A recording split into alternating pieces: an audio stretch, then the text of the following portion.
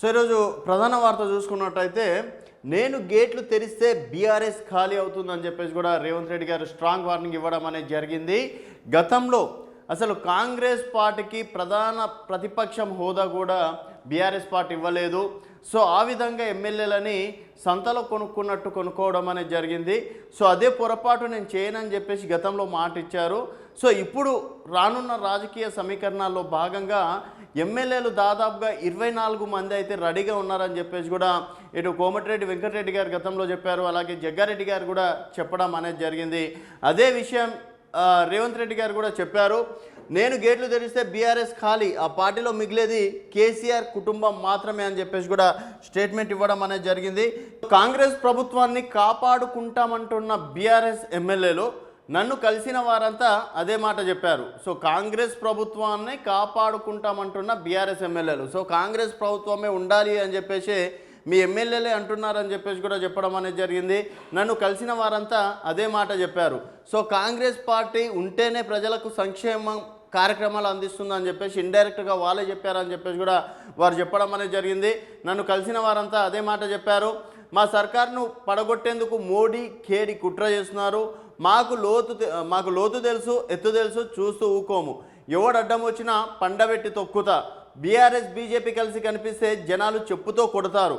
అందుకే ఆ పార్టీల మధ్య రహస్య ఒప్పందం. మునుగోరు ప్రజా దీవెన సభలో సీఎం రేవంత్ రెడ్డి.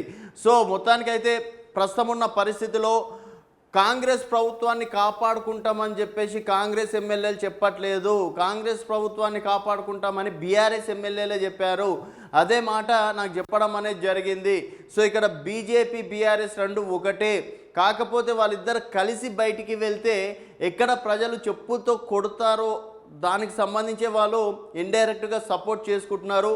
అక్కడ మోడీ కావచ్చు, ఇక్కడ కేడీ కావచ్చు, ఎవరైనా ప్రభుత్వం జోలికి వస్తే మాత్రం పండబెట్టి తొక్కుతామని చెప్పేసి కూడా వార్నింగ్ ఇవ్వడం అనేది జరిగింది. అలాగే దానికి సంబంధించి కూడా ఇందిరమ్మ రాజ్యం ఉండాలని చాలామంది బీఆర్ఎస్ ఎమ్మెల్యేలు అంటున్నారు. మేము ఆ పార్టీలో ఉన్న ఒక్క రోజు కూడా కేసీఆర్ మమ్మల్ని కలవలేదు. ఆయన ఎట్లుంటాడో మేము చూడలేదు. కానీ మీ ప్రభుత్వం వచ్చిన తర్వాత మీరు, మీ మంత్రులు పేదలను కలుస్తున్నారు, కార్యకర్తలను కలుస్తున్నారు. 5 ఏళ్ళు మీ ప్రభుత్వాన్ని కాపాడే బాధ్యత మాది అని బీఆర్ఎస్ ఎమ్మెల్యేలు అందరు నన్ను కలిసి చెప్తున్నారు. ఒకవేళ నేను గేట్లు తెరిస్తే కేసీఆర్ బీఆర్ఎస్లో నీ ఇంట్లో వాళ్ళు తప్ప మొత్తం అందరూ కాంగ్రెస్ కండువా కప్పుకొని ప్రభుత్వానికి అండగా నిల్చుంటారు. మా ప్రభుత్వాన్ని పడగొట్టేందుకు మోడీ కేడీ కుట్ర చేస్తే మాకు లోతు తెలుసు, ఎత్తు తెలుసు, చూస్తూ ఊకోమని చెప్పేసి వార్నింగ్ ఇవ్వడం అనేది జరిగింది. సో గతంలో కేసీఆర్ గారు సీఎంలు ఉన్నప్పుడు ఇదైతే వాస్తవం చెప్పుకోవాలి. ఒకానొక సందర్భంలో అప్పుడు కీలక పదవిలో ఉన్నటువంటి ఈటల రాజేందర్ గారు ఆరోగ్య శాఖ మంత్రి ఉన్నప్పుడే ప్రగతి భవన్ మధ్యలోనే ఆపేయడం అనేది జరిగింది. అసలు మేము కలుస్తాం, ఒక 5 నిమిషాలన్నా కలుస్తామన్నా కూడా కలిసే అవకాశం కూడా ఇవ్వలేదని చెప్పేసి కూడా గతంలో ఎన్నోసార్లు ఈటల రాజేందర్ గారు చెప్పడం అనేది జరిగింది. సో ఈటల రాజేందర్ గారికే అలాంటి సిచ్యువేషన్ వచ్చినప్పుడు ఇంక ఎమ్మెల్యేల పరిస్థితి ఏ విధంగా ఉంటుందో అర్థం చేసుకోవాలి. సో కేసీఆర్ చేసిన అతిపెద్ద తప్పులలో అదొక తప్పు అని చెప్పేసి కూడా అనుకోవచ్చు. సో ఇప్పుడున్న కాంగ్రెస్ ప్రభుత్వంలో సీఎం కలుస్తున్నారు, మంత్రులు కలుస్తున్నారు, సామాన్య కార్యకర్తల్ని కూడా కలిసే అవకాశాలు ఇస్తున్నారు. మాలాంటి ఎమ్మెల్యేలు కూడా సీఎంతో చర్చించుకునే అవకాశం ఇచ్చారు. సో ఇప్పుడు కాంగ్రెస్ ప్రభుత్వానికి చూసుకున్నట్టయితే 64 స్థానాలు గెలవడం అనేది జరిగింది. అంటే మ్యాజిక్ ఫిగర్కి 1 స్థానం, 4 స్థానాలు ఎక్కువ. సిపిఐ పొత్తులో భాగంగా 65 స్థానాలు, 5 స్థానాలు ఎక్కువగా ఉన్నాయి.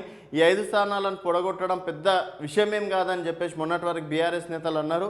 కాకపోతే ఒకవేళ ప్రభుత్వాన్ని పడగొట్టే సిచ్యువేషన్ వస్తే బీఆర్ఎస్లో ఉన్నటువంటి ఎమ్మెల్యేలే కాంగ్రెస్ కండువ కప్పుకొని ఇందిరమ్మ రాజ్యం కోసం సపోర్ట్ చేస్తారని చెప్పేసి కూడా వారు చెప్పడం అనేది జరిగింది. మరి ఆఫ్టర్ ఎంపీ ఎలక్షన్స్ తర్వాత అయితే ఇక్కడ బీఆర్ఎస్ ఎమ్మెల్యేలు అందరూ కాంగ్రెస్లోకి వచ్చే అవకాశాలు ఉన్నాయని చెప్పేసి కూడా చెప్పుకోవచ్చు. సో ఇదే అంటే ఇంకో విషయం కూడా బాగా వైరల్ అవుతుంది, దాన్ని కూడా ఒకసారి చూద్దాం.